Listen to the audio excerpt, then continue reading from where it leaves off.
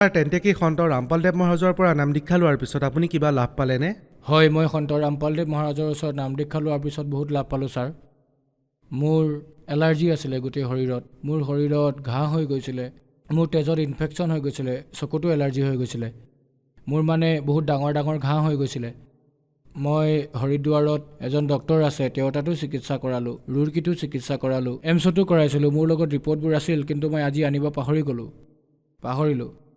মই বহুত চিন্তাত পৰি গৈছিলোঁ। 5 বছৰৰ পৰা মোৰ এলাৰ্জি হৈ আছিলে। মই ক'তো আৰাম পোৱা নাছিলোঁ। মই ৰান্ধনিৰ কাম কৰোঁ। মই যেতিয়া চৌকাৰ ওচৰত বহু অশান্তি পাইছিলোঁ, আৰু মই ৰাতি হ'লে মানে ঠাণ্ডাৰ দিনত বিচনাত শুবই পৰা নাছিলোঁ, কাৰণ মই বহুত কষ্ট পাইছিলোঁ।